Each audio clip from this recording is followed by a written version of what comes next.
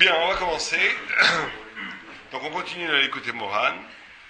Donc on va essayer ce soir de faire un peu différemment de ce qu'on a fait la dernière fois. Parce que c'est vrai que le texte est tellement riche, qui suscite interprétation, qui suscite envolée, on va dire. On va essayer de rester plus collé au texte pour essayer de faire ressortir la gdoucha du texte, la sainteté du texte. Et donc, il avait parlé la dernière fois aussi, je me souviens, de l'intelligence juive, du sechel, de l'intelligence divine qu'il y a dans chaque chose. Et cette capacité, justement, qui est l'homme juif, de ne pas être berné par la logique évidente qui sort des choses, c'est-à-dire qu'il y a deux niveaux dans l'être. Il y a un niveau où les choses, chaque situation, chaque endroit, chaque objet, chaque visage, chaque rencontre développe une manifestation, on va appeler ça comme ça, une logique qui lui est propre, mais qui est un masque, qui est forcément un masque, et que tout le travail du juif, c'est d'être capable d'avoir, et c'est très difficile à faire, parce qu'il avait aussi en allusion parlé de la superstition, de ne pas tomber dans une fausse interprétation des événements, on peut tomber dans une interprétation superficielle et superstitieuse, qui va en vérité projeter ses propres angoisses sur les événements pour les interpréter, négatifs, il vaut mieux dans ce cas être rationaliste plus qu'autre chose, mais que les deux positions étaient négatives, que la vraie position, c'est d'être capable de lire le sechel, ce qu'il appelle l'intelligence divine, une sorte de texte qui s'écrit derrière le texte naturel du monde, qui est ce qu'on appelle le sechel. Bon. Et il continue. Vezé prinat, on l'avait fait, et il dit que, et là il fait une sorte de jonction, la shon chiyut, qui a chokhma va sechel ou a chiyut. Il dit une phrase tout à fait énigmatique en disant que la chokhma, qui est l'intelligence, le sechel qui est la trace divine qu'il y a dans chaque chose, on pourrait traduire ça comme ça, c'est la chiyut, c'est la vie. Et donc il fait un pont d'emblée entre ce qu'ils appellent l'intelligence et la vie. C'est-à-dire que quelqu'un qui aurait une intelligence formelle d'analyser les choses, mais que ça ne serait pas lié à la vie, il serait dans le mensonge. Ce qui est tout à fait audacieux comme pensée, parce qu'on pourrait dire quel rapport entre la vitalité de la pensée et la vérité. Une vérité de la pensée, c'est si elle obéit à des lois logiques, à des lois cognitives, des lois de la compréhension. Quel rapport entre la vie? Et il dit que toute pensée qui n'est pas liée à la vie, c'est-à-dire en vérité, il faut le comprendre, qui donne vie. C'est que dès que je comprends quelque chose, si ça n'éveille pas en moi une existence au sens où j'apparais, je me renouvelle, comme une sorte de renaissance, de vie, n'est pas une vraie pensée. Une pensée qui serait une intelligence, une compréhension qui ne serait que formelle, que intellectuelle, plus à fond d'eux, c'est une fausse intelligence. Voilà, ils sont arrivés, il fallait qu'on commence.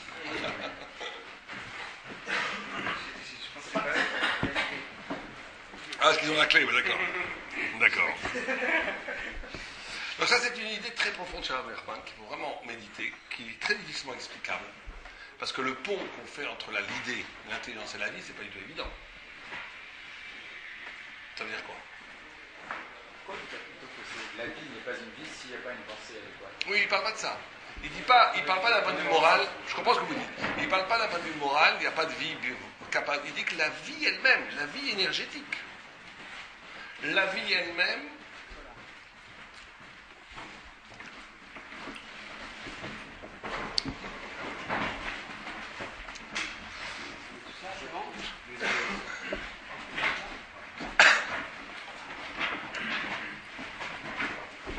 c'était pas vous qui étiez assis ici avant?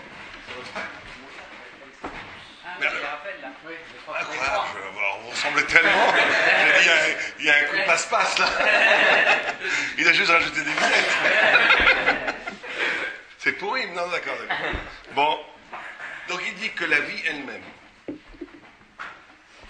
est chokhma, c'est ça qu'il faut bien comprendre.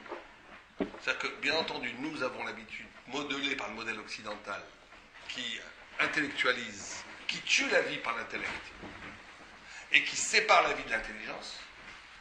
Si on est honnête et on s'analyse assez tranquillement, on va bien comprendre que la personne, quand elle s'éclate, pour parler vulgairement, quand elle vit, il n'y a pas d'intelligence derrière, et que quand elle pense, c'est une sorte d'extinction de la vie. Ça, c'est le goy. Le juif, il est obligé dans la vie elle-même, que la vie elle-même, et c'est très difficile à comprendre, comment traduire la vie en concept, en intelligence, en compréhension. Comment traduire un événement émotionnel, un événement même pur moment vital. Tout le monde comprend que c'est la continuation de ce qu'il a dit dans ce qu'on a dit la dernière fois, qu'il y a du sechel dans chaque chose, qu'il y a de la parole divine dans chaque chose. Mais là où ça va être, la vérité ne va être vérité qu'au prix de cet effort-là, où l'intelligence va illuminer la vie, et où la vie va alimenter l'intelligence au sens que ça va être l'épreuve de vérité. C'est ce que les Chachamim appellent des événements de vérité. Si la vérité, la rencontre à la vérité n'est pas un événement, au sens où elle va radicalement changer ma façon d'exister, ce n'est pas une vérité. C'est une idée formelle, intelligible, mais ce n'est pas une vérité. Ça veut dire que je joue avec la vérité, elle est en dehors de moi, elle est extérieure à moi, je comprends des choses, mais si elle ne m'affecte pas au niveau que ça va radicalement changer ma façon d'exister, ce n'est pas une vérité. Donc, premier lien fondamental que Rav Nachman fait entre la vie et l'esprit, qui a Chochma va Sechel ou Achiyut. Parce que la Chochma et le Sechel, c'est la vie. Shel Kol Davar. En chaque chose. En chaque chose, il y a une intelligence qui la fait vivre. Comme il est écrit, A Chochma Techaye. L'intelligence fait vivre. C'est un passouk dans Kohelet. Ach Machmat Seor Asechel Gadol Meod. אי אפשר לזכות אליו כי אם על ידי בחינה נון, שהוא בחינת מלכות. Et il dit comment là, il ne se suffit pas en disant une idée que l'intelligence et la vie sont une en essence, mais que ce n'est qu'avec la lettre Nun qu'on va arriver à faire ce lien. Bon, c'est quoi le Nun? Comme on dit, Shemesh Yagun Shemo, Pirouj Rashi Lachon Malchut, qui prinat levana, Malchut. Dans la Torah, vous savez, vous avez les 10 sphirotes, qui sont les 10 anagotes, les 10 façons dont Dieu se déplace dans le monde, les 10 façons dont Dieu se révèle dans le monde. Il y a la plus haute qui est Keter, qui est la couronne, qui est au-delà de la Chochma, parce que la deuxième c'est la Chochma, c'est l'intelligence, qui est la volonté, on va dire, de Dieu, qui est la couronne de Dieu, qui fait que Dieu ne dépend d'aucune compréhension. Il faut bien comprendre que Dieu ne dépend pas du monde qu'il a créé. Ça aussi, c'est une idée difficile qu'on a à comprendre. Nous, on croit que Dieu, une fois qu'il crée le monde, il est soumis aux lois qu'il a créées. C'est ça la notion du miracle, du Ness. C'est que Dieu, une fois qu'il crée un monde, il n'est pas soumis à ses règles. Vous savez que dans le Mishkan, on fait les parachas actuellement du Mishkan, vous aviez le Aaron à Kodesh, où il y avait la Torah, et il y avait 2 chérubins, où la voix de Dieu, littéralement, jaillissait d'entre les 2 visages des chérubins. C'était le lieu le plus sacré, le plus saint de l'univers. C'était un Aaron à Kodesh qui mesurait une ama vachetzi, une ama et demi, long de 2 amas et demi, à peu près 1 mètre quelque chose, une ama vachetzi 75 cm. Et il y a une halakha qu'à droite et à gauche, il faut qu'il y ait 10 amot. Et le Mishkan, sa largeur ne devait pas dépasser 20 amot. Et la Gemara pose la question en disant, mais alors, ça ne va pas, il y a une erreur de calcul. S'il faut qu'il y ait 10 à droite, 10 à gauche, que l'ensemble doit faire 20, et que le Aaron ne prend qu'une amarhetzi, il faudrait 21 et demi amot. La Gemara dit, Aaron enominamida. Le Aaron ne prend pas de place. Pour nous enseigner, c'est un des miracles. Dieu ne fait pas des miracles en vain. C'est pour nous enseigner qu'au cœur de l'origine, les règles mathématiques qui nous paraissent inébranlables, elles existent, bien entendu. Elles ont une réalité, mais elles sont la volonté de Dieu. Ratson, qui est Keter, qui est la Chochma, l'intelligence qui se révèle dans la création, n'est pas supérieure au Keter. N'est pas supérieure à l'intelligence suprême, qui est la volonté de Dieu, qui ne dépend d'aucune règle. D'où l'éruption du miracle. Et tout le monde comprend que ces 10 façons, ces 10 manifestations de Dieu, chacun les porte en soi. Il y a une dimension en nous qui doit être Keter.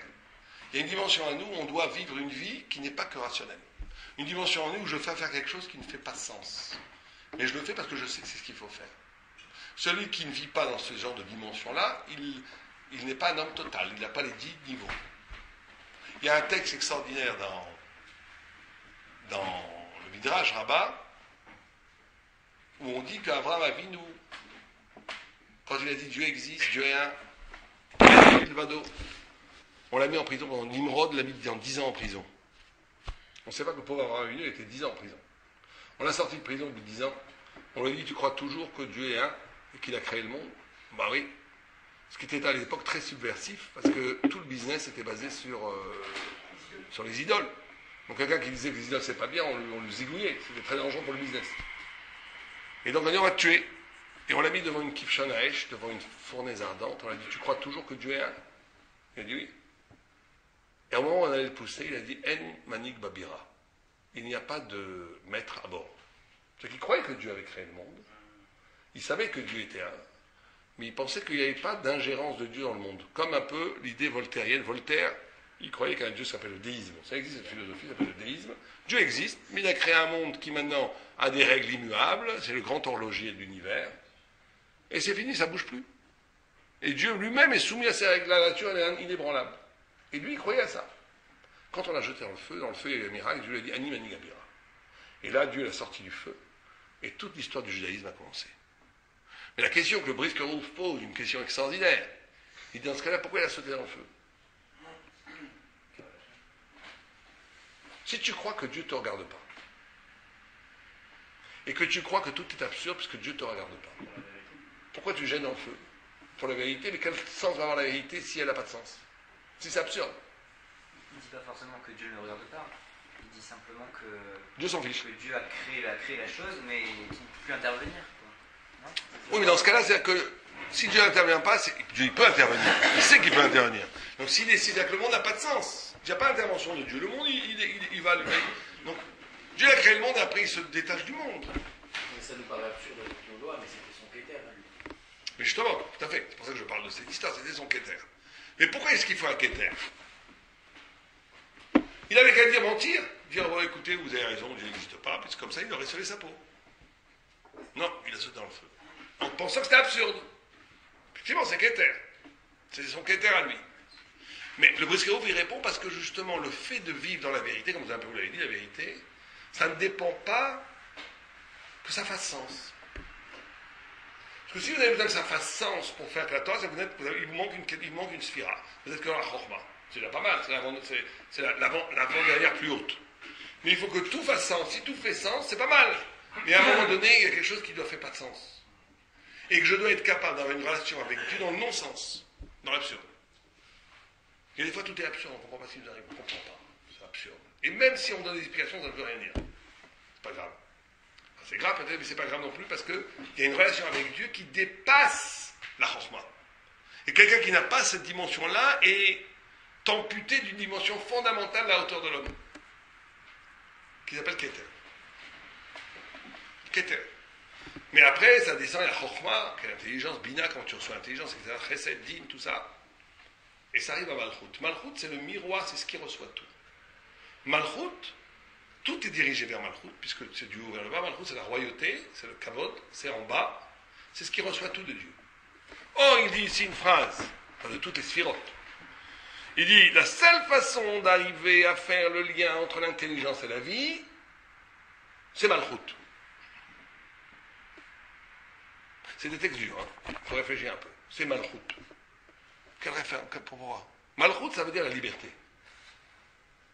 Le Malchut, c'est le lieu de la liberté, et le Midrash explique, parce qu'imaginons un roi qui fait une armée de soldats mécaniques qui viennent tous les jours se prosterner devant lui, il n'y aurait pas plus grand gnaï, plus grande honte que ça.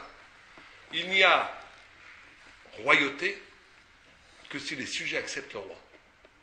Il n'y a royauté que si le sujet est libre de se révolter contre le roi et qu'il ne le fait pas. C'est tout le paradoxe d'ailleurs de la tchouva. C'est tout le paradoxe de la tchouva. Il y a un texte terrible qui dit que si quelqu'un tous les jours se prosterne devant le roi et qu'il y a un renégat qui se nargue le roi, le jour où le renégat qui nargue le roi vient et s'agenouille devant le roi, tout le monde va parler de qui? Du renégat. Et le pauvre gars qui est là depuis 20 ans, qui fait son travail, personne n'en parle, le pauvre.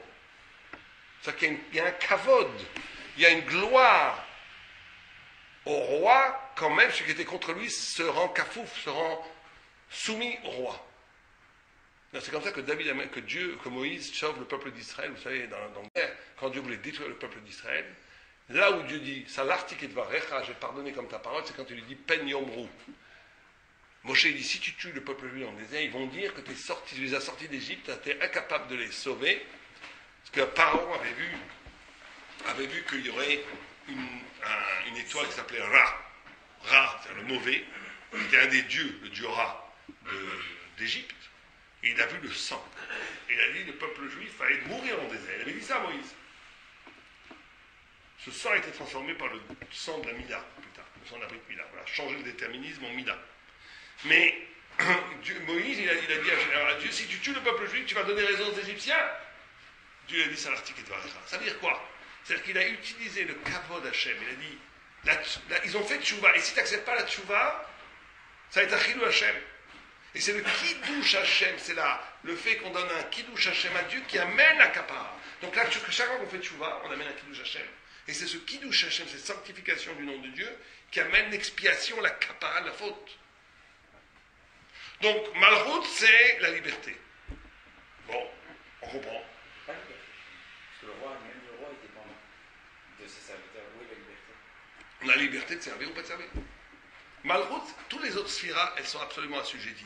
Il n'y a pas de liberté chez les anges, il n'y a pas de liberté dans Kéter ni dans Malchut. La Chokhmah, il n'y a pas de liberté, en plus un pour deux. La Chokhmah, elle est valable pour tous. Il n'y a pas de liberté dans la Chokhmah. Il y a la liberté dans la Chokhmah quand elle part à partir de la Malchut. Je peux choisir de comprendre ça ou je peux choisir de comprendre ça. La seule endroit au monde, dans l'architecture, dans le binyan de la Nagad Hashem, où il y a liberté, c'est la Malchut. Et le Malchut du Malchut, le plus bas du plus bas, c'est ici. C'est en même temps le plus bas, parce que c'est le plus gashmi, le plus matériel, le plus loin de la lumière.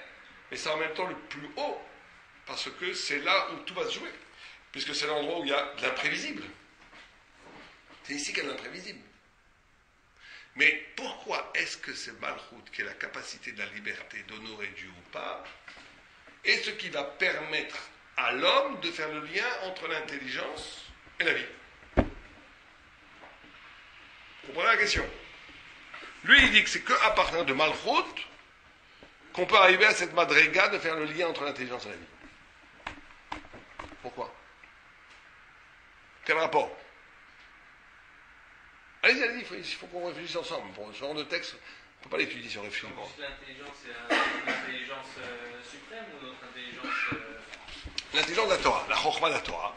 Et là, on a dit qu'une chokhmah de la Torah est une chokhmah vitale, vivante, qui change la vie. Parce que ces expériences de vie, on les vit ici. Ouais. Oui, mais en quoi c'est lié à Malchut, à la liberté? par rapport au libre arbitre. Ouais, par rapport au libre arbitre. Bon, et alors?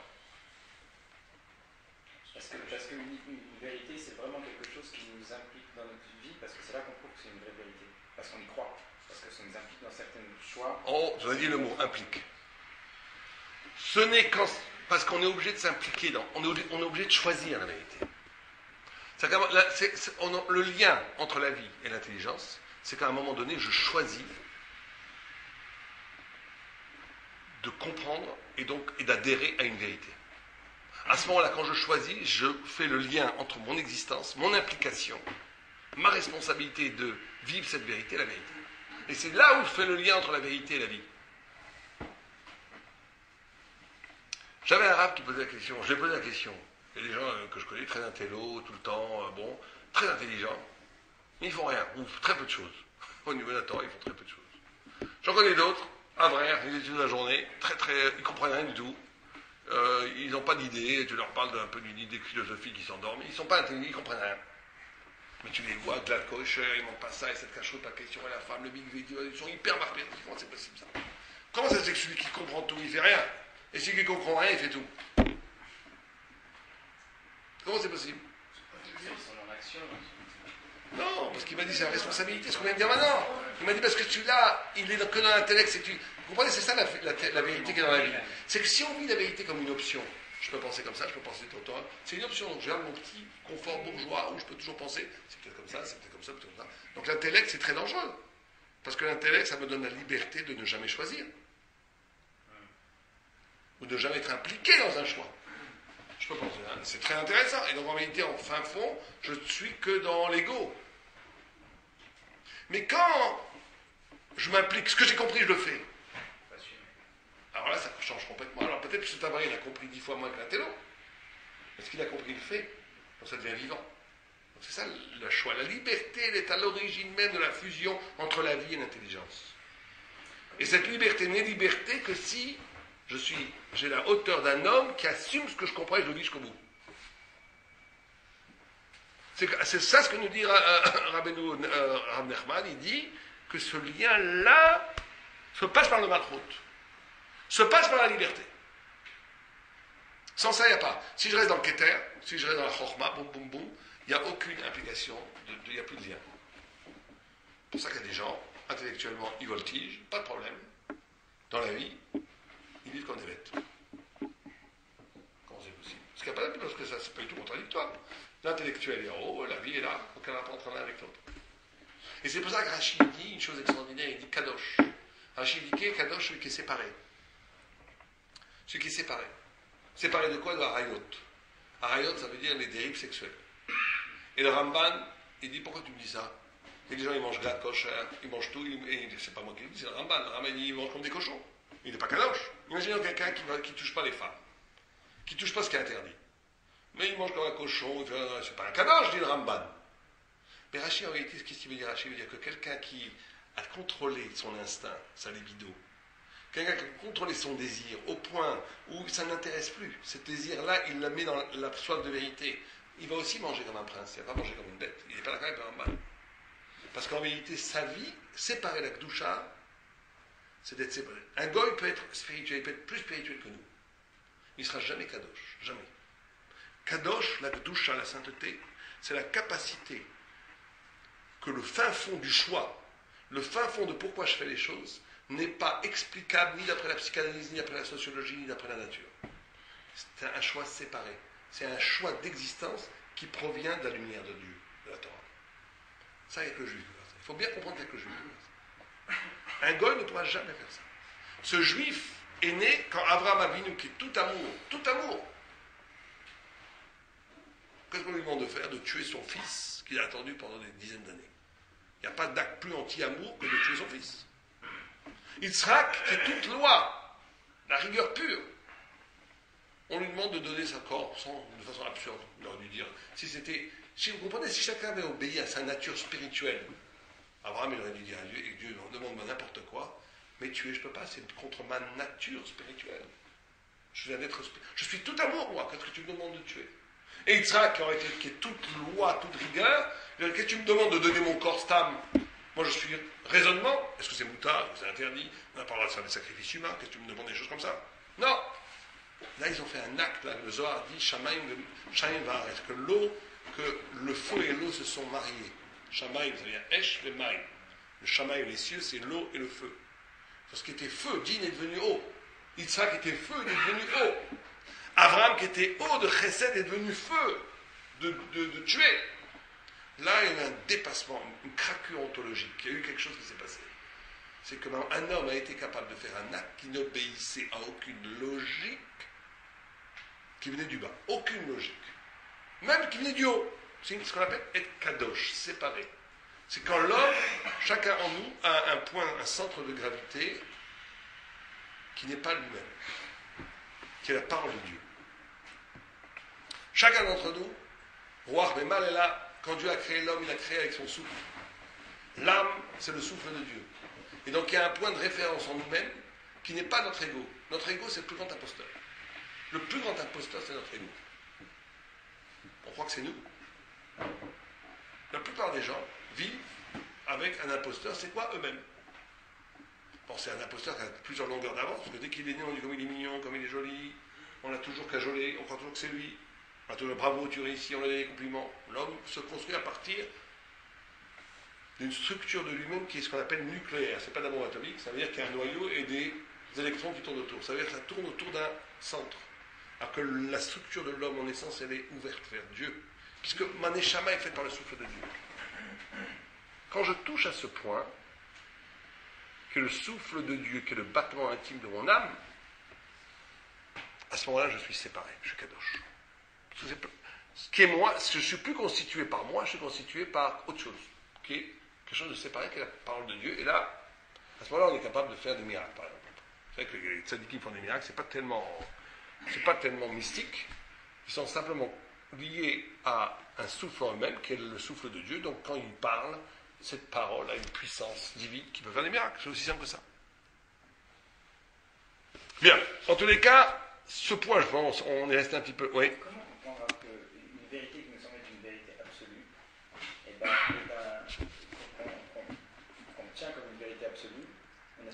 tellement de mal à faire en sorte que cette vérité, elle change, elle nous change, ou à l'accepter au point de modifier des choses. C'est une question d'ego. C'est pas qu'on a une question de mal. Cette vérité n'est pas finalement, Non, c'est une question, comme on vient de dire, de choix. De choix juif. Oui, je comprends. C'est une question de choix jouissif. Ça veut dire, qu'est-ce qui vous fait plaisir, on va dire, pour être poli. Est-ce que c'est... Comment vous vivez? C'est ce qu'on a dit tout à l'heure. À un moment donné, je ne me reconnais, je me choisis comme un être jouissif par le corps. D'accord? Donc je peux comprendre tout ce que je veux, ça ne changera rien. Je peux comprendre toute la vérité de toute la Torah Kula. C'est ce qui, là où je jouis, là où je commence à m'exciter, c'est quand c'est le corps. Tu peux comprendre toute la Torah Kula, ça ne veut rien changer. Parce que c'est ça qui va être plus fort. C'est pour ça qu'il a écrit, parce que l'homme adhère à la jouissance. C'est pour ça qu'il a écrit que l'homme, il doit étudier ce qu'il aime. On n'a jamais vu dans la Torah que tu dois faire les mitzvot que t'aimes. Il faut étudier ce que t'aimes. C'est écrit comme ça. Il a écrit encore pire dans le Mitzvah Shecharim. Il a écrit En Adam Nivra Ela Li Taneg Bezi Vashrina. L'homme a été créé que pour jouir de l'éclat divin. Pourquoi jouir? On n'est pas des jouisseurs. On est des religieux. Les religieux, ils sont loin de la luxure. Non. Parce qu'il n'y a pas d'existence sans jouissance. Simplement, tu choisis de quoi tu veux jouir. Tu veux jouir par le corps, tu veux jouir par le cœur. Il y a des gens qui vivent dans l'émotion. Que l'émotion, c'est pas bon non plus. Ils jouissent dans l'émotion. Le Ben Toiré, celui qui est dans la Torah, il jouit de l'éclat divin. Mais il était obligé de jouir. De jouir au sens, tu es obligé de prendre, d'adhérer. Et en vérité, en fin fond, tu dois choisir à quoi tu adhères. Il y a des gens qui adhèrent à la mort, les dépressifs. Mais les grands dépressifs, ils ont une très grande jouissance de dépressifs. Pourtant, comme on a dit, c'est interdit d'avoir de la pitié pour les fous. Pourquoi? Parce qu'ils ont choisi quelque part la folie. C'est une façon d'exister, une jouissance existentielle. Il faut bien comprendre ça. Qu'en vérité, en fin fond, bien sûr que c'est en dernière instance, c'est-à-dire c'est après plusieurs clipas, le pauvre, celui qui a reçu trop de claques dans sa jeunesse, des fois il va choisir la mort parce qu'il n'y avait pas d'autre solution. Chacun est plus ou moins coupable, on ne juge pas les gens. Mais il faut savoir que quand tu choisis une posture existentielle, une façon d'exister, c'est que c'est la façon que tu as trouvée pour exister. C'est aussi simple que ça. Donc en vérité, il n'y a pas d'excuse, parce que tu dois choisir. Tu veux choisir quel genre d'existence, quel genre de machine désirante tu veux être. Tu veux être une machine désirante au niveau du sushi, là, ou tu veux être une machine désirante au niveau de l'émotion? Les grands acteurs ou les grands tragédiens vous disent qu'ils ont une jouissance incroyable. Ou tu veux être une jouissance de la vérité, de l'éternité, de Dieu, de ce qui fait que c'est au-delà de tout conditionnement, c'est de jouer le grand jeu. J'avais un graphe qui disait à l'américain, et c'est très américain, mais c'est très vrai. Il disait, il ne faut pas, don't play the small game, play the big game. Tu peux jouer le petit jeu, bon, un petit peu religieux, mais si tu joues déjà, joue le grand jeu. Joue le grand jeu. Play the big game. Mais il voulait dire, choisis. Bien. Donc il dit, Veze prinat malchut, delet le magre akloum, ela ma shemekabel min achayut. Et le malchut qui n'a pas, et là peut-être il donne une autre indication ici, il dit le malchut n'a pas de propre production de lumière. Toute la lumière qu'il y a, il la reçoit. Il la reçoit. Le malchut ne fait que recevoir. Ce qu'il rend, c'est comment il réagit à ce qu'il reçoit. Mais il n'a pas lui-même quelque chose en dessous à donner. Il n'est que recevoir. Chez vous, prinat chochma, prinat shemesh, comme on a vu. Venaase or alevena keor achama. Aval mi she'eno mekasher atzmo la sechel ve'achokma ve'achayut, yeshesh bechol davar. Mais celui qui ne se lie pas à l'intelligence et à la trace divine, comme ça je traduis sechel, il y aura peut-être d'autres, la trace divine qu'il y a dans chaque chose, ze prinat esav. C'est Esav. C'est ça Esav. Esav, qui est Ésaü, frère de Yaakov, c'est celui qui décide à un moment donné, décide de se lier au monde tel qu'il est, en gommant toute trace de la transcendance, toute trace de la divinité. C'est que ça, c'est pour ça qu'il a écrit Yavez et Sav et Bechora, il a méprisé la Bechora. Le Bechora, tout le monde comprend Bechora, le droit d'aînesse, c'est pas le droit d'aînesse qu'à lui. La Bechor, à chaque fois dans la Torah, le Réchit, là, c'est l'intelligence qui est dans chaque chose.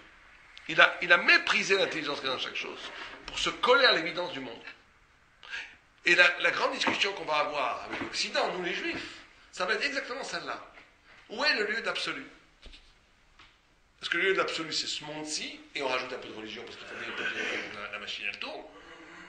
Ou est-ce que le lieu de l'absolu, c'est la parole de Dieu et que ce monde-ci est éphémère par rapport à la parole de Dieu? C'est qu'en vérité, c'est ça la grande discussion qu'on va avoir avec ça. C'est la seule. Le monde a été créé avec la lettre He. Yud, qui est l'unité, qui est la divinité, qui est un.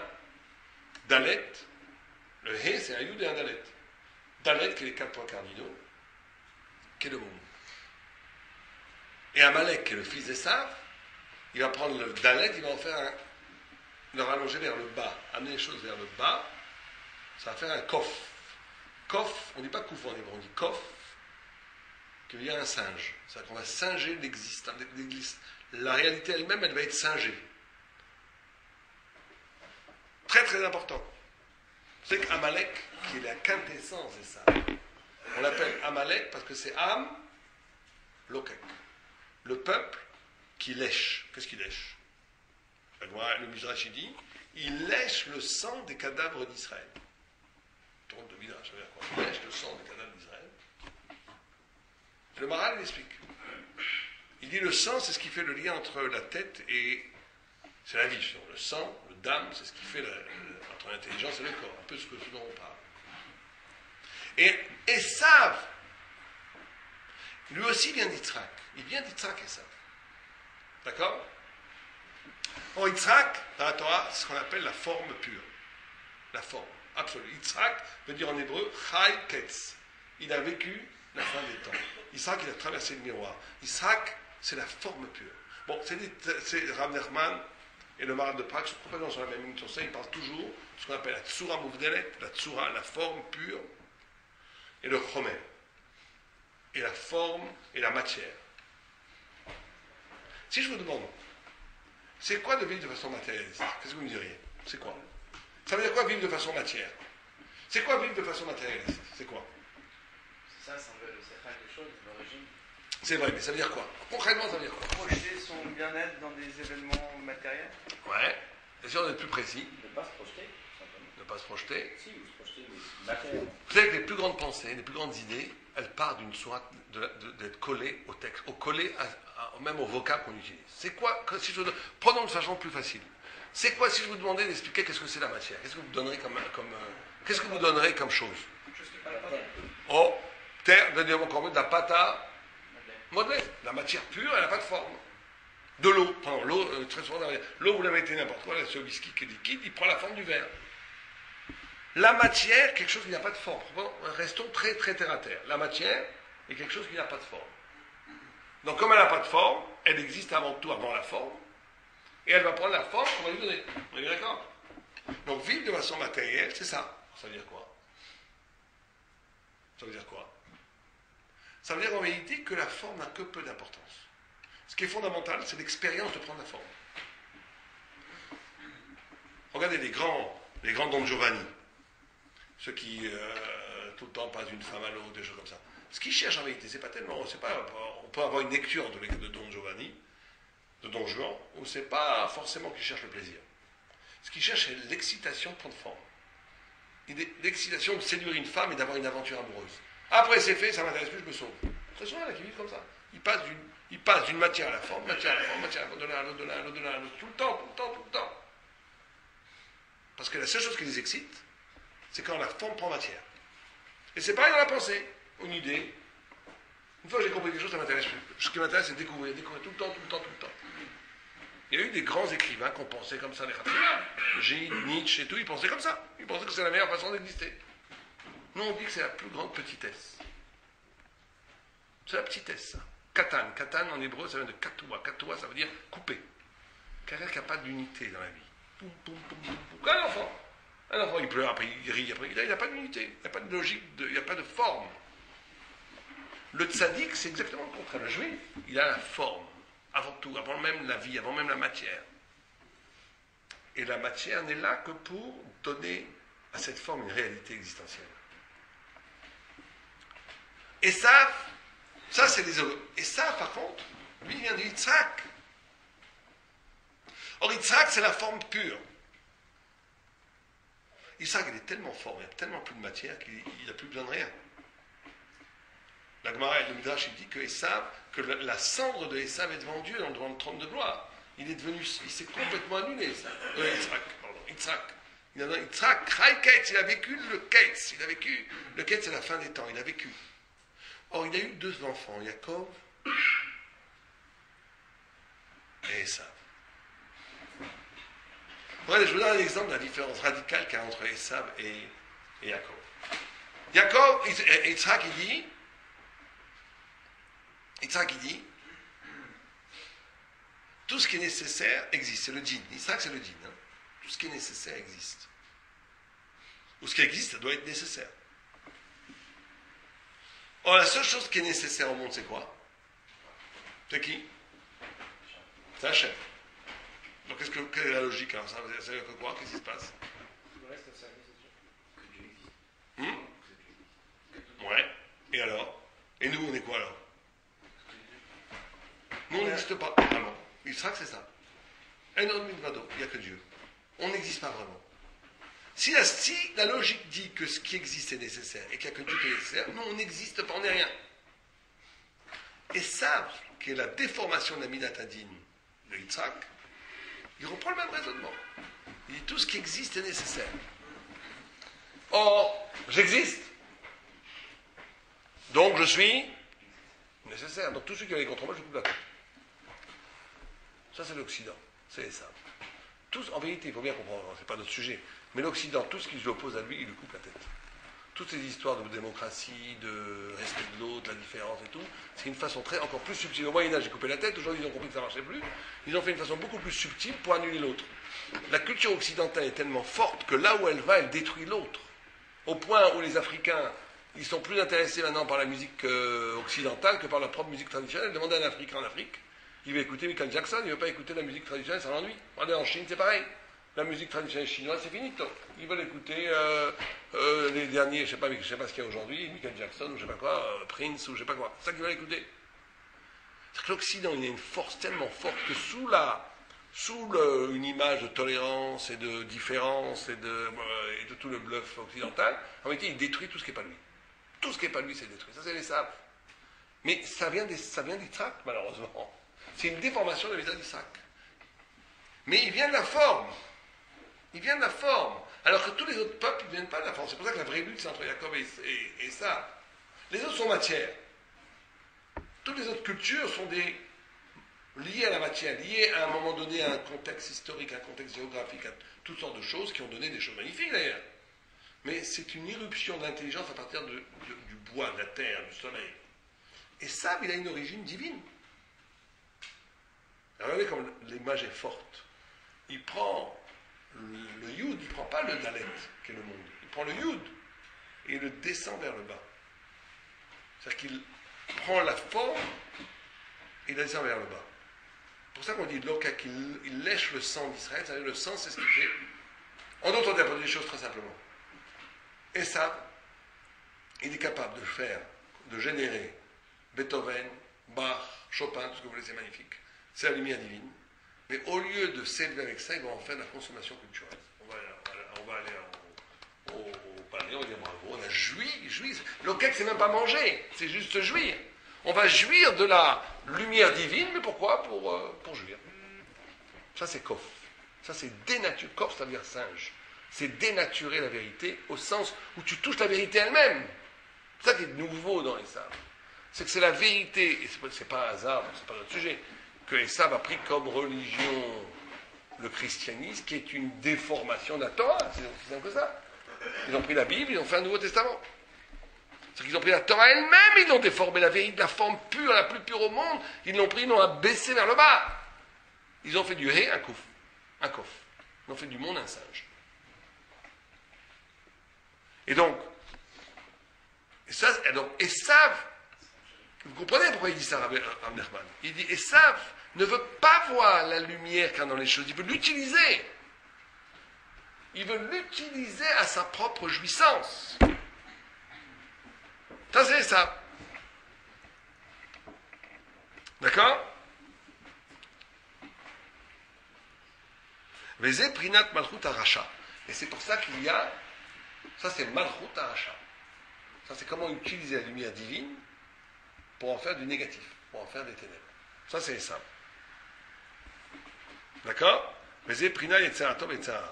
Ki hayetzer hatov nikra mesaken vechacham. Misken vechacham. Prinat malchut. Chez prinat aniyut vedala delet le magrema klum. Qui ma shemekabla mechokma. Mais yetzer hara nikra meler zaken vechsil. Et il dit, c'est pour ça que le yetzer hatov, on l'appelle un misken vechacham.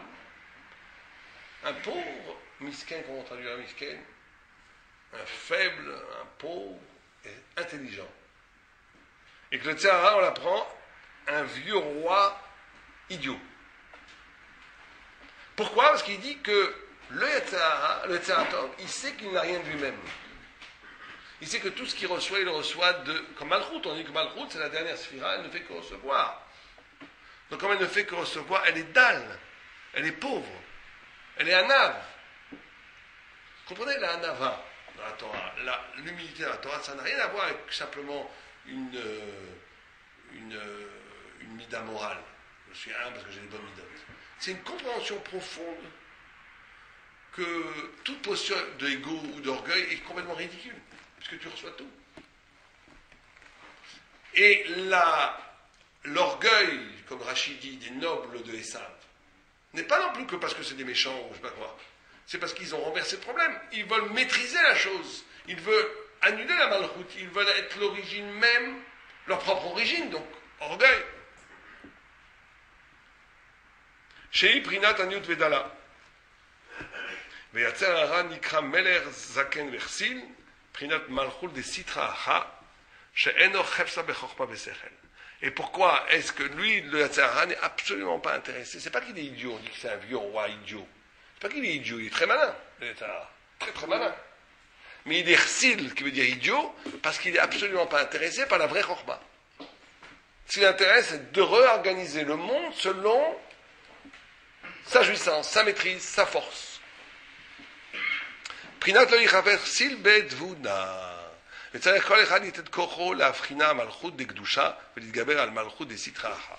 Et il dit, le travail qu'un juif doit faire, c'est de mettre toute son force pour essayer de révéler dans sa vie, dans son intériorité, dans son cœur, dans sa pensée, dans sa vie, cette notion de malchut, comment la vie reçoit la lumière de Dieu, et combattre tout ce que le Satan, on va dire, va organiser un monde qui se présente comme une puissance qui a par sa propre source. Como she'amru avotenu, zichrono lebracha, leolam irgiz adam yetzer hatov al yetzer hara. Et c'est pour ça que les sages ont dit Rav Nachman, que tout le temps l'homme doit exciter, yargiz, ça veut dire énerver, exciter son yetzer hatov contre son yetzer hara. Parce que la tendance naturelle, c'est que le yetzer hara porte. Donc tu es obligé tout le temps d'être en éveil, d'être éveillé. Toujours d'être en éveil pour que ton yetzer hatov l'emporte sur ton yetzer hara. Il pose la question, avec quoi tu donnes de la force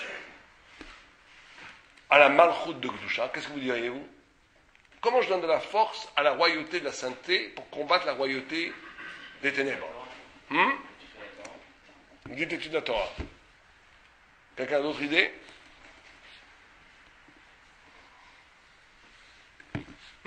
Se servir de la force de l'un pour nourrir l'autre. Comment vous faites ça, vous? J'ai mon yetzer hara quelque part et je me sers de l'essence de ce truc-là, de ce mauvais chemin pour aller de l'autre côté. Je ne sais pas comment l'appliquer. Hein. Ouais, David Amelech, c'est marrant ce que vous dites. David Amelech, il faisait comme ça. David Amelech, il n'avait pas envie de le Betamigdash. Il dit, je vais aller, si ce n'était pas écrit, je ne le dirais pas, je vais aller à la maison des prostituées. Il se levait, son corps obéissait, il allait après, hop, il changeait de Betamigdash. C'est comme ça, il utilisait la motivation négative, qu'après il roulait, c'est dangereux, ouais. Il ne faut pas continuer en chemin. Vous avez d'autres idées? Comment est-ce qu'on fait pour éveiller dans le monde la dimension du malchut? On a expliqué que le malchut, c'est la vie. C'est quoi la vie? C'est comment le monde, dans la liberté, reçoit la lumière de Dieu. et détruire il y a un autre royaume. Il y a le royaume des ténèbres, qui est très lumineux, hein, c'est les Champs-Élysées à Noël quand tout brille. Ça veut dire que comment le monde des ténèbres, le royaume des ténèbres, c'est un royaume qui présente ce monde comme un absolu, ou qui présente même la spiritualité comme un tartris de jouissance.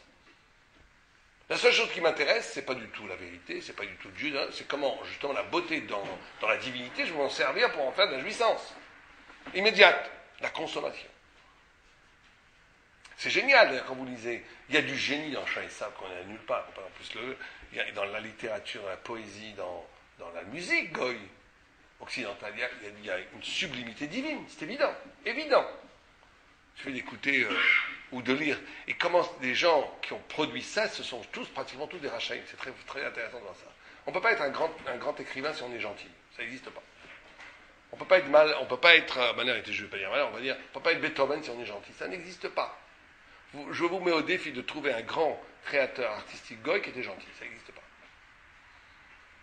Pourquoi ? Parce que c'est Yatzahara, mais c'est Yatzahara qui arrive au divin, dont le but est ou de se poser soi-même comme un dieu, ou de se poser ou de créer quelque chose dont la jouissance est infinie. Donc d'utiliser la jouissance de la divinité pour la jouissance. C'est Malchut Aracha. C'est ce que fait tout l'Occident. Une fois, j'avais vu une publicité qui m'avait carrément assis par terre. Pour Coca-Cola. Et j'avais vu dans Coca-Cola, comme ça, ils avaient dit, c'était une affiche, deviens toi-même, un truc comme ça. Je ne sais plus comment ils étaient, être toi-même ou je ne sais pas quoi. J'ai dit, regarde, ça c'est vrai. Alors, j'avais pensé à ce texte. J'ai dit, ça c'est ça. Tu prends un Coca-Cola, du gaz avec, et tu vas me sortir une phrase tellement vraie, il faut devenir soi-même ou je ne sais pas quoi, tout ça pour vendre du Coca. J'ai dit, voilà, c'est trop. C'est vraiment utiliser la vérité à un but. Là, en plus, on ne joue plus de jeu. Là, c'est mieux. Après, à Beethoven, il y avait un peu de classe. Ça, c'était quand même grandiose. Mais là, carrément, on prend des vérités très profondes pour l'utiliser à vendre. Alors là, on est vraiment dans Amalek. Donc, comment on fait pour combattre ça ? Qu'est-ce que vous dites-vous ?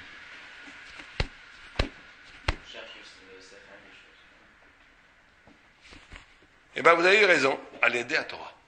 Par l'étude de la Torah. Moi, je retiens aussi par certaines mitzvot comme ça, qui n'ont pas forcément de sens et qu'on fait, ça donne du... Oui, mais c'est pas ce qu'il dit, lui. Regardez ce qu'il dit. Il dit, oui, je comprends ce que vous dites. Mais là, il dit, Ali de Toira, Shehu Osek Bekoach. Qu'il travaille ça, qu'il s'investit avec une violence. Torah avec violence. C'est la seule chose qui peut vaincre le royaume des ténèbres. Torah avec violence. Un peu ce qu'on essaie de faire maintenant. Casser, comprendre. Une Torah avec une force, pas juste une Torah, que si vous comprenez, si on reproduit dans la Torah, je consomme, c'est pas bon non plus. Je reçois simplement. Non, il faut une Torah qui demande un effort de dépassement, de compréhension qui va justement utiliser. Vous comprenez pourquoi ça va casser les Tzahara ? Parce que quand vous faites ça, vous reconduisez des éléments qui existent dans la fascination du Yetzirah dans la Torah elle-même. Et ça neutralise complètement le Yetzirah. Il faut être créatif dans l'étude de la Torah, au point où tout ce qui est investi dans la créativité du Malchut des Setradara, dans le royaume des ténèbres, on va appeler le royaume des ténèbres, ça fait joli, hein, mais c'est pas bon, on va dire le royaume de l'autre côté, il appelle. On le reproduit dans la Torah. Et donc là, il y a une force centripète qui amène toute cette puissance-là qui s'éteint. C'est pour ça qu'il y avait un arabe qui disait qu'il faut être capable de vivre un judaïsme dont toute la beauté du monde se reconnaît. C'est vrai que nous, on est très loin, malheureusement, on est dans une génération, on est très loin de ça. Mais c'est ce qu'on essayait par les maîtres chassidiques de faire. Les maîtres chassidiques, ils faisaient une chiche, ils étaient royaux. Ils étaient habillés avec des habits de lumière, ils avaient une mise en scène incroyable, où la beauté était aussi importante que le contenu de ce qu'ils disaient, parce que ce qu'ils voulaient, c'était justement ramener à la Torah le chen, la grâce que lui-même, quand Rav Nachman dit, qu'elle a été maintenant chez les Goïms. Et que c'est bien un geste qui était un geste messianique de faire ça.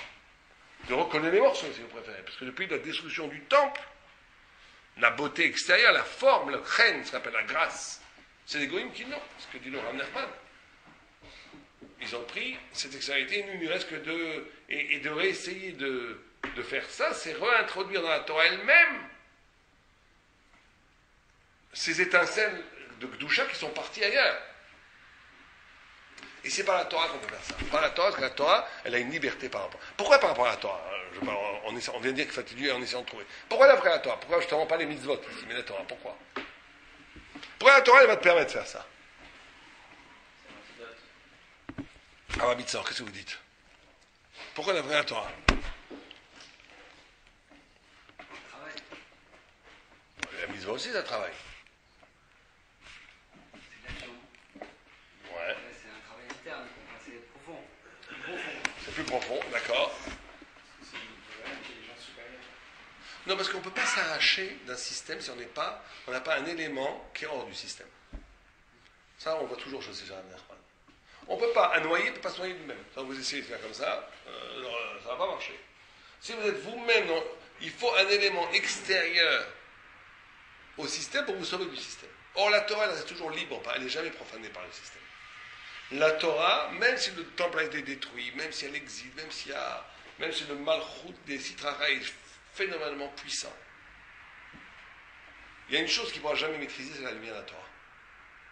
Jamais. Vous savez, vous remarquerez d'ailleurs que les goïms, ils ont tout volé aux juifs. Sauf une chose, quoi? Il y a une chose qu'ils n'ont jamais volé. Ils ont volé la Bible. Ils ont volé la Kabbalah même. Aujourd'hui, un des auteurs les plus lus dans le monde chrétien, c'est qui? C'est Emmanuel Levinas, qui est un penseur extrêmement intelligent, enfin, extrêmement intéressant, puisque c'est le rare et le seul peut-être qui a été capable de traduire en termes philosophiques la Torah, et qui l'a fait vraiment. Au point, moi, une fois, j'ai montré un texte de Levinas, un très grand rave que je ne nommerai pas. Il m'a dit, c'est impossible que quelqu'un qui n'a pas étudié 30 ans d'Yeshiva dise ça. Je lui ai dit, mais si, il m'a dit, non, il a volé à quelqu'un. Et moi, je suis persuadé jusqu'à aujourd'hui qu'il n'a pas... Levinas, c'est l'exception qui confirme la règle. Il a réussi à... Incroyable, parce qu'il avait une humilité. Quand il était dans les textes, il dit, moi, je connais rien, mais j'essaie de comprendre. Donc, comme il était humble, il a réussi à beaucoup de choses. Mais bon, alors, par exemple, celui qui est le plus lu par les évêques, les curés, tout, c'est Levinas. Ils nous volent tout. Mais une chose qu'ils n'ont jamais volé, c'est la Gemara. La Gemara, vous ne verrez jamais des gens étudier la Gemara, parce que ça demande, la Gemara, ça demande un effort, un casse-tête, ça demande la Gdusha, la sainteté. Et donc, parce que c'est pour ça que c'est avec la Torah, parce que la Torah, c'est la seule chose qui n'est pas assujettie. L'acte, une mitzvah, vous la faites, peut-être que vous la faites pour papa, on ne sait pas. C'est vous la mitzvah. Donc vous la faites peut-être parce que, on ne sait pas, il y a toutes sortes de cibottes psychologiques, on ne sait pas pourquoi on fait les choses. La Torah, elle reste pure. Elle est au-delà de l'homme. Donc quand on étudie la Torah, c'est la porte de sortie de l'aliénation généralisée qui est le monde de Esav. Et donc à partir de la Torah, parce que la Torah donne la liberté de rebâtir le monde selon la vérité. C'est pour ça que quand on étudie la Torah, on construit le monde. On amène du shalom au monde. En étudiant la Torah, on reconstruit le monde tel qu'il doit être, et la Torah étant l'origine même du monde, elle rebâtit le monde. Est-ce que c'est pas une mitzvah d'étudier la Torah? C'est une très grande mitzvah, mais ce n'est pas une mitzvah active. Il y a une mitzvah active, ce n'est pas une mitzvah par le corps, c'est une mitzvah par l'esprit qui est justement au dehors du monde du Maasé, du monde de l'Ak qui est lui-même colonisé par Esav. D'accord? Donc à l'idée à Torah. On finit le chapitre. Sheosek bekoach. Ve'im paga becha. Comme il est écrit dans la Gemara dit Im paga becha menouval ze. Quand tu rencontreras ce menouval, comment dire, cet affreux Jojo, qui est des Tzara, Mashir ole betamidrash, amène-le au betamidrash, il va se calmer. Et j'avais un arabe qui disait quelqu'un qui étudie la Torah, c'est le seul qui ne peut pas ne pas tomber. Celui qui n'étudie pas, un jour il tombe. C'est pratiquement impossible de résister à l'attrait de la faute si on n'étudie pas la Torah. La seule chose qui te donne une énergie d'être plus fort que tomber, à tous les niveaux, je dis tomber, il y a la shonara, les femmes, tout ce que vous voulez. La seule chose qui peut vous sauver de ça, qui peut nous sauver de ça, c'est la Torah. Parce que la Torah, elle te donne une énergie divine en toi qui, à un moment donné, tu es libre. Tu n'es plus passif. Il faut bien comprendre, c'est le vrai choix de l'homme, on parlait au début d'un jour, on revient à ça, c'est d'être passif ou d'être actif. Est-ce qu'à un moment donné, je vais me laisser aller? Une des conditions pour que le Mashiach soit Mashiach, vous savez, c'est qu'il n'ait jamais fauté. Un Mashiach qui a fait une faute, il a fait une fois une faute. Même s'il a fait tchouva, il ne peut pas être Mashiach. Un Mashiach, c'est un bal tchouva qui se prend pour le Mashiach, vous l'envoyez en asile psychiatrique, c'est impossible. Le Mashiach, il a 5 conditions. Une des conditions, c'est qu'il n'est jamais fauté. Pourquoi? Pourtant, le Baal Tshuva, c'est magnifique. Non, parce que la faute, ce qui est grave dans la faute, c'est pas tellement la faute. C'est qu'à un moment donné, tu t'es abandonné. La Gemara, elle dit, En Adam chote la nichnas po roach shtut. Un homme ne fait une faute que s'il est rentré dans lui un esprit de folie. Alors, la Gemara, elle dit, les commentateurs, ils disent, alors, pourquoi il est puni? Au moment où je fais la faute, je suis un fou. Choté, pas tôt, mais à mitzvot. Je suis fou quand je fais une faute. Donc, je suis pas tôt. Donc, je ne devrais jamais être puni. Non, t'es faut-il avoir laissé entrer une faute. À un moment donné, tu as lâché. Tu es d'accord, sans le dire. À un moment, tu as voilé les yeux. Tu t'es abandonné. Tu as abandonné la maîtrise. La grandeur humaine. Tu t'es laissé aller. C'est à ce moment-là que tu es punissable. C'est ce moment-là. Ça, et le Mashiach, c'est le contraire de ça, parce que le Mashiach est purement actif. Il est roi. Meler, c'est quelle lettre? Même, c'est Moar. Lamed, c'est le lèvre, le cœur. Chaf, c'est le kaved, c'est le foie. Et les 3 lettres sont collées l'une à l'autre, l'une à côté de l'autre, qui vont vers le Aleph. Le Meler va vers... Et la maîtrise totale. Le Meler Mashiach ne peut avoir jamais péché. Jamais. Il y a 5 conditions pour être Mashiach. Un, qu'il n'ait jamais péché, qu'il ait du flair, il sent les gens sans avoir besoin de les voir, passe pas par l'expérience. Quand il fait des miracles, il fait des miracles avec la bouche. Il n'a pas besoin de faire avec des actes. Ce qu'il est dit à la parole originelle divine. Il doit devenir de Ruth et de Yehuda, il doit devenir la plus noble des tribus. Il doit venir de Ruth à Moabite, qui est le pire des peuples. Le Mashiach, il vient de Moab. Moab, ça vient de l'inceste. C'est pas très classe. Le père Lot qui a engrossé sa fille, qui a donné Moab. Vraiment pas très beau. Et Moab, c'est Gamatria combien? La force numérique de Moab, c'est combien? Même. 40. Allez-y. 49. Et il dit le gars devine à 49 quoi? Porte de Touma. C'est incroyable que le Mashiach vient, vous prenez New York, Bangkok, Berlin, je ne sais pas ce que les pires des quartiers du monde, vous prenez les pires des quartiers les plus mal famés, vous les mettez tous ensemble dans un cocktail, c'est la 10e porte de Touma. J'en sais rien, mais Moab, c'est beaucoup plus. Il a fait tout, Moab, il n'y a pas pire. C'est ça le Mashiach, celui qui est capable de transformer la lumière en ténèbres. La ténèbres en lumière plutôt. Il est capable de transformer le Yetzer Hara en disant, parce que le Mashiach va dire que tout vient de Dieu. La Gemara dit pire que ça, la Gemara dit que pourquoi Shaoul, qui est le premier roi d'Israël, est tombé, parce que Enbo Dofi, il n'avait pas de tâche généalogique, il était parfait. Bon, parfait, c'est très bien, donc quand il voyait le mal, ça le dégoûtait, il n'y avait aucun rapport. Mais oui, tu ne peux pas être le Mashiach si le mal te dégoûte. Si tu n'es pas capable de transformer ce mal en lumière, tu ne peux pas être Mashiach. Prenez l'exemple. David Amelech, quand il prie, qu'est-ce qu'il dit? Ani, il ne dit pas Ani Mitvel. Ani Mitvel, ça veut dire qu'il ferait un acte spirituel de prier pour aller vers Dieu. Il dit, comme Yaakov Avinu, on dit que l'échelle de lumière qu'il a amenée vers Dieu, mais à la beau, le Midrash nous dit, il est monté en lui-même, il est devenu lui-même l'échelle. Il y a un niveau d'exercice spirituel où tu n'as plus besoin de faire des actes spirituels comme les bouddhistes du yoga pour monter. Tu es toi-même la montée. David, quand il prie, il ne dit pas Animit Panel, je prie. Il dit Anit Fila. Je suis une prière. Parce que justement, qu'est-ce qu'il a fait? Il a pris toute la Touma, on va dire quand même, toute l'impureté de Moab, qui est l'impureté qui est tout le temps liée aux ariotes, aux dérives sexuelles. Il a pris ça, toute la sensualité, et il en a fait que quand il priait avec tout son corps, avec toute sa chair, avec des frissons. Il priait comme un amour total avec Dieu. Vous comprenez? Ça, c'est transformer les ténèbres en lumière. Ça, c'est transformer le mal en bien. Ça, c'est David, ça, c'est Mashiach, c'est David Amelech. Ça, c'est David Amelech. Pour être Mashiach, il faut ne jamais avoir péché, parce que si tu as péché, ça veut dire que tu as été passif. Si tu as été passif, tu n'es plus Mashiach. Mashiach, il est actif. La 4e, c'est qu'il connaît toute la Torah Kula, et que, c'est un 5e. Donc, 1, qui n'a jamais péché, 2, qui vient de David Amelech, c'est-à-dire que David qui vient de Ruth. Donc, mais il doit aussi venir de la meilleure, de la plus noble tribu. Il ne peut pas être que de Moab. Parce que, comme on a dit, quelqu'un qui n'est que dans la Touma ne peut pas s'arracher. Il faut la jonction entre les deux, le plus noble et le pire. C'est Mashiach. Il faut qu'il ait du flair, il faut qu'il fasse des miracles avec la bouche, pas avec les actes. Parce que c'est celui justement qui est capable de se lier au sechel, à l'intelligence, à la parole qui a en chaque chose. 5, il doit connaître toute la Torah Kula. Torah Shem Virtav, Torah Shem Alpin. Là, à ce moment-là, il est Mashiach. Il est Chazakat Mashiach. Il devient vraiment Mashiach quand il y a un endroit au paradis qui s'appelle Kan Tzipor, le nid de l'oiseau. C'est pour ça que vous avez toujours l'oiseau quand on parle du Mashiach. Balak, qui est l'ancêtre du Mashiach. Balak, le roi Balak. Ben Tzipor. Il y a une âme, vous savez qu'on a 3 âmes. On a Roi, on a Neshama, Roi, Nefesh, Tarad, mais il y en a 2 autres plus hautes. Il y a un qui est Yechaya et Yechida qui sont très hautes que même Moshe Rabbeinu n'a pas atteint. Quand le Mashiach devient vraiment Mashiach, cette âme qui s'appelle Yechida, qui est collée à la lumière divine, qui est dans Keter, qui est le plus haut, elle rentre dans le Mashiach et là il a investi tous les pouvoirs. Là il devient vraiment Mamash, Mashiach Mamash. Pas que Chazakat Mashiach.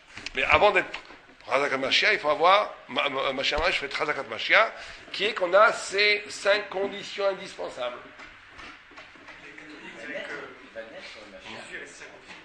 Comment? Les catholiques diraient que Jésus avait ses Oui, conditions. bien sûr, ils peuvent le dire. Mais il n'a pas été Mamash, puisqu'il n'a pas fait ce qu'il fallait faire.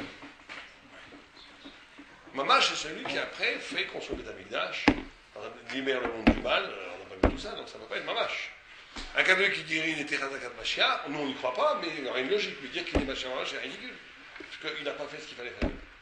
Quand on lui donne cette Neshama qui vient du Kansipor, c'est pas pour lui donner une Neshama, c'est pour rédimer le monde totalement. Donc s'il n'a pas fait, il ne peut pas être Mashiach. Impossible.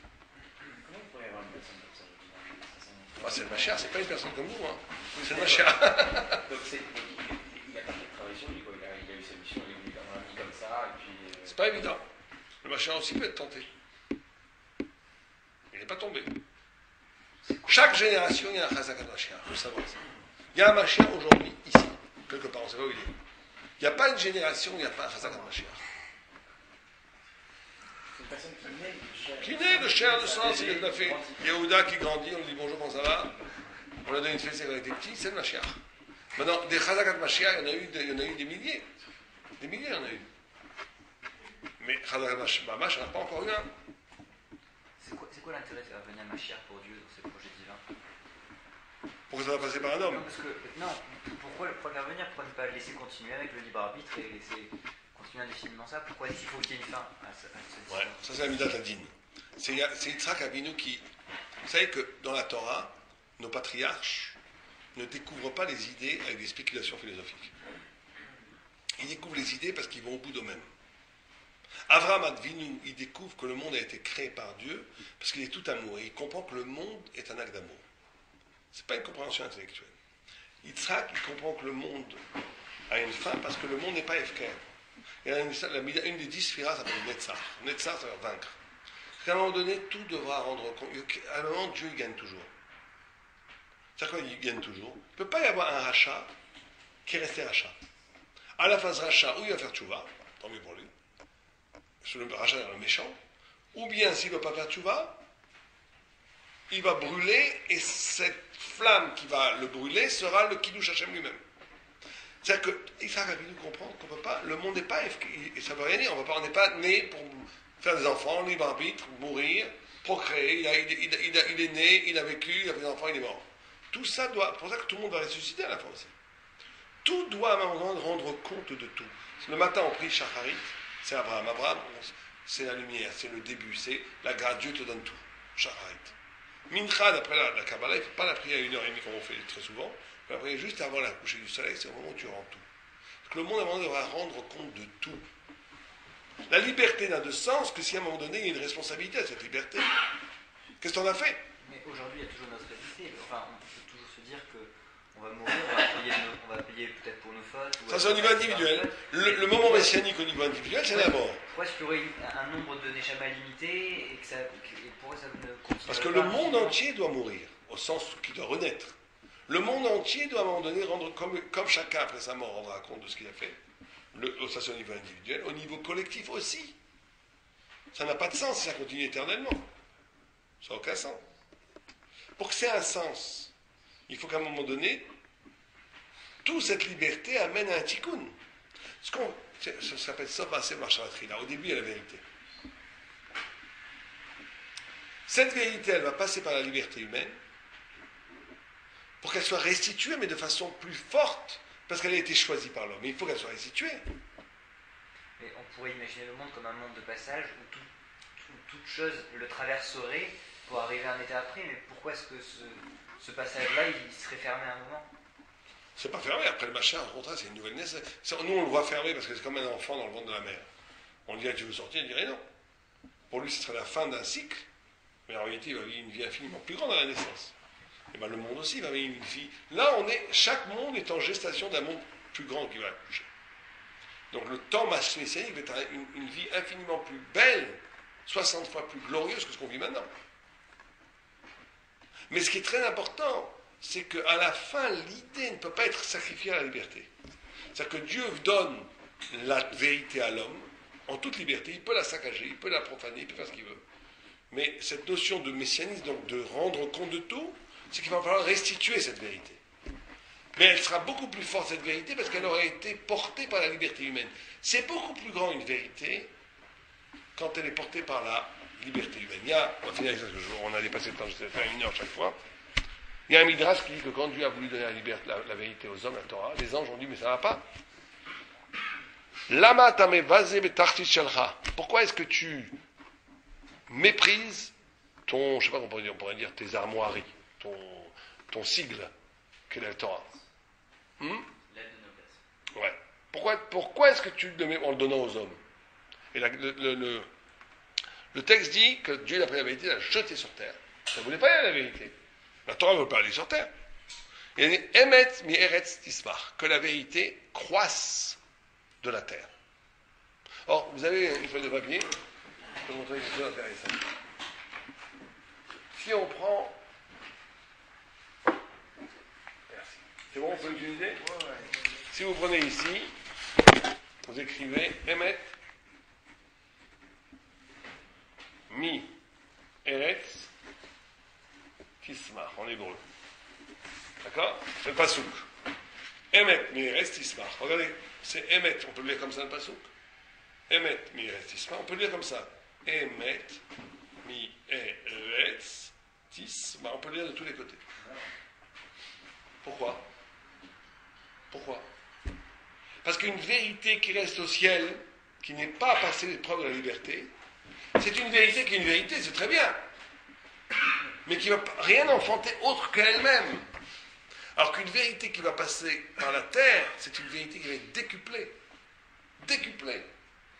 C'est-à-dire le mot même tismar, qui veut dire croisser. Quand quelqu'un jette des semences sur la terre, c'est pas pour récolter le même nombre de semences. Quand vous investissez, c'est pas pour récupérer la même somme que vous avez investi. Vous investissez pour récupérer plus. Donc Dieu, en jetant la terre sur terre, il a investi. En espérant que la vérité allait croître infiniment plus que ce qu'il était au début. Pourquoi? Bon, on ne peut pas en parler en 5 minutes, mais c'est parce qu'en vérité, la vérité qui passe par l'épreuve de la liberté, elle va avoir une vérité infiniment plus valable qu'une vérité qui nous dit... La vérité qui nous dit que la vérité, c'est très bien. Mais la vérité qui va passer par la liberté, c'est la vérité qui va dévoiler non seulement la vérité, mais aussi qui va dire la vérité du mensonge. Qui va donner tout un niveau de vérité à des choses qui n'auraient jamais rentré dans la vérité. Je pensais vraiment en parler une fois, on va faire un cours que sur ça. Je voudrais juste finir le chapitre et on finit. D'accord? Oh.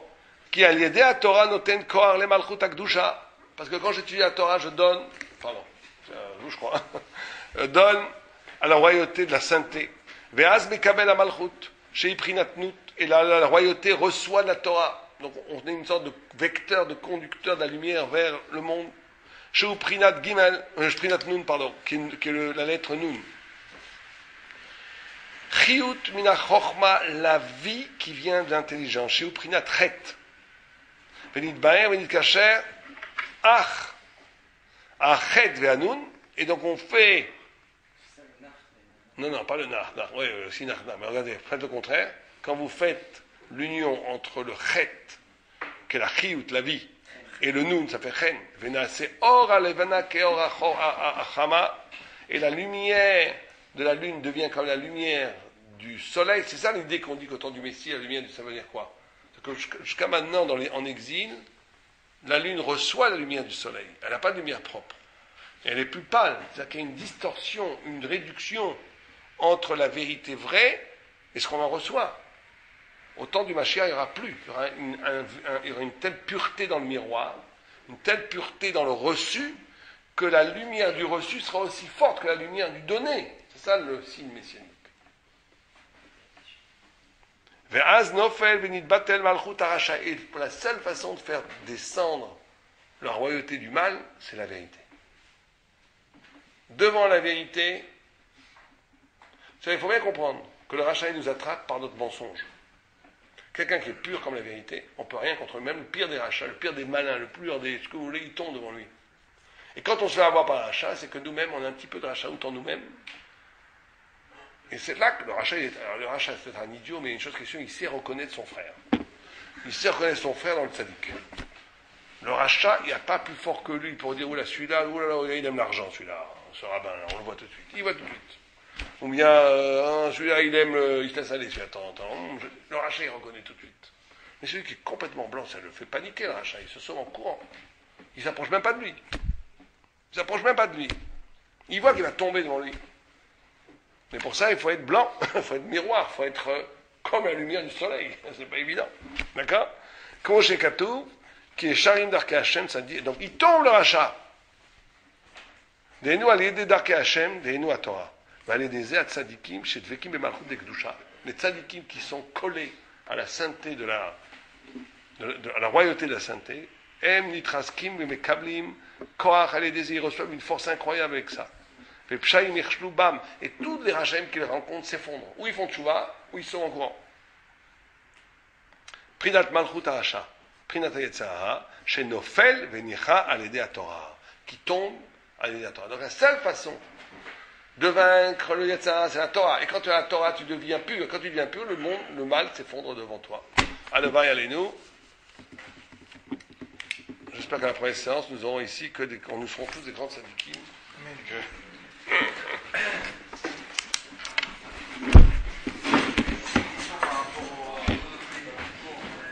Je fais juste une petite annonce. Est-ce que quelqu'un va à Neuilly là, ou personne? Non? Quelqu'un va à Neuilly là ou personne n'y va? Vous m'en dites? Bon, super, je vais allez-y. Oui, le point de renoncement où on n'est pas en place, où on ne fait pas passer une démarche intellectuelle ou une compréhension d'un concept par soi. On est d'essayer d'avoir un état d'esprit dont vous parliez au début du cours. Mais j'essaie de comprendre ça et que ce ne soit pas légume non plus, ou lobotomisé, ou complètement comme on peut avoir un type qui va se faire sauter au nom d'Allah dans la rue. Mais cette réflexion-là qui s'annule complètement par rapport au truc. Comment on arrive à un bitoul qui ne soit pas du fanatisme? C'est votre question. Comment on arrive à une annulation sans être fanatique? Ouais, non, pas forcément. C'est pas l'aspect fanatique, mais c'est le côté lobotomisé, quoi, légume. Où finalement, je m'annule, je suis plus un humain. Parce que c'est pas, vous annulez pas, vous annulez rien du tout. Vous annulez la fausseté en vous, l'ego. Ça, je suis d'accord. Et que vous réveillez en vous une autre dimension de vous qui n'est pas du tout annulée, qui n'est pas du tout le légume, au contraire beaucoup plus haute. Mais qui est quoi? Qui est une conscience de soi qui n'est pas nucléaire, qui n'est pas dans l'ego, qui ne passe pas par soi. C'est pas que c'est un autre soi, c'est une autre forme de soi. C'est un soi dont le centre le plus profond, c'est pas l'intérêt, le goût, c'est le souffle de Dieu qui est en toi. Mais il est complètement vivant, il est complètement intelligent, il est structuré aussi. C'est pas du tout être un légume, au contraire. Bien, comme tout.